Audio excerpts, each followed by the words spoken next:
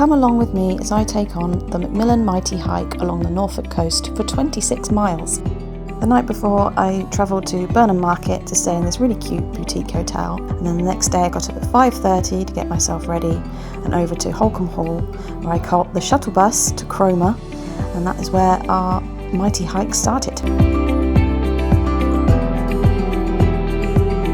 As you can see, it was a beautiful sunny day and it soon got quite warm. I started to notice how hot it was getting quite early, but there was a really nice breeze coming off the sea, so that helped a little bit.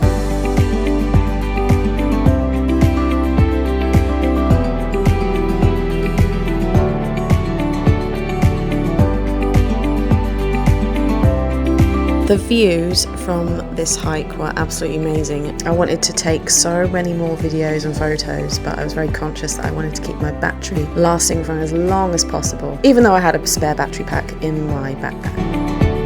Look, horses! How cute!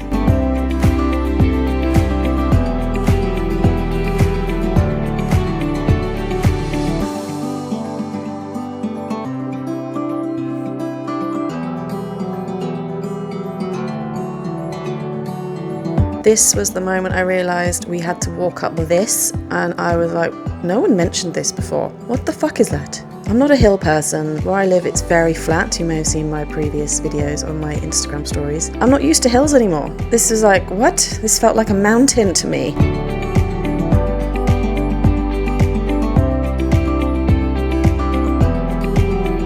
Rest assured, I did make it to the top. A little bit more sweaty than I was before, but the view was very pretty. And I lost a nail, which I was a little bit sad about.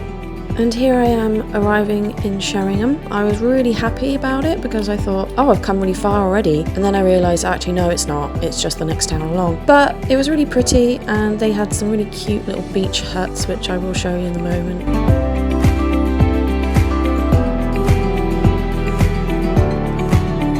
There they are. Sorry about my camera work. Trying to keep the camera steady was hard when you're trying to walk at a good pace. This was a nice downhill bit, and some bits I jogged down as well because I just found it easier. And this was the bit where it was like, hey, here's a little bit of shingle beach, and over there is the bit you'll be walking on, yay! And here is the first pit stop where I grabbed my breakfast because I forgot to eat well, I didn't forget, I just didn't have time to eat in the morning. So I grabbed a banana, some like oaty biscuit things and some peanuts, and I stuffed my face while I was walking along on the shingle. Here I am preparing to go and walk for 3 miles on a shingle beach. It wasn't fun and not to be underestimated. After this bit, I jogged down to the shoreline and walked along here. It was a little bit easier, closer to the sea, obviously, because it felt a bit more compacted.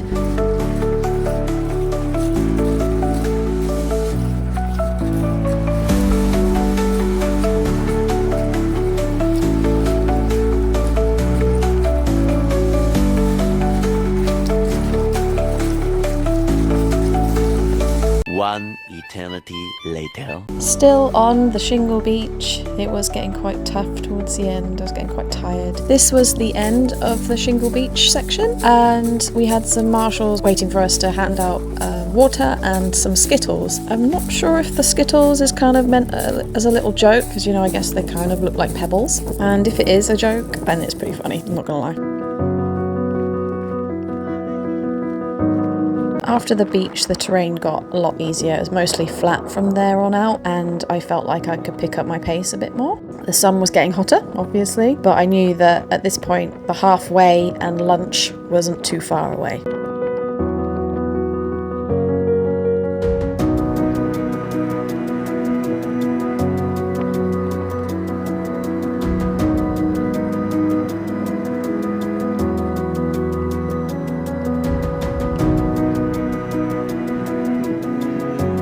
And it's lunchtime, the biggest pit stop of the day. There was so much food, but I just grabbed some donuts. I also grabbed a wrap too, but I could only stomach the donuts, funnily enough. So I popped the wrap in my bag and thought maybe I'll have it later, but I know that did not happen.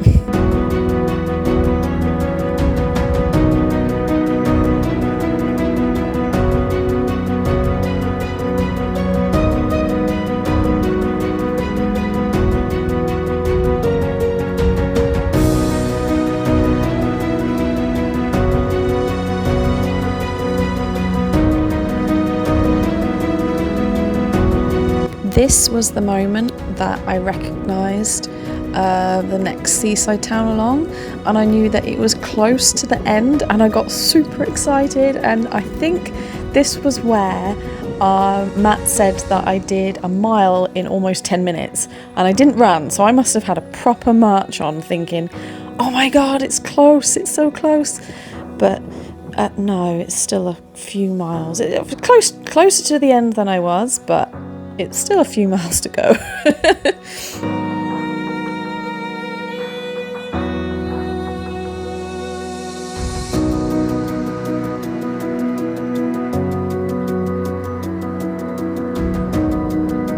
This is where we're just walking into the Holcombe estate. It was all wooded and cool, which was good because the sea breeze had gone. However, once we got out of the woods, it was blazing sunshine and no breeze whatsoever, and it was very hot. But I was glad that it was really close to the end, because I had to slow my pace down quite a lot just because it was so hot.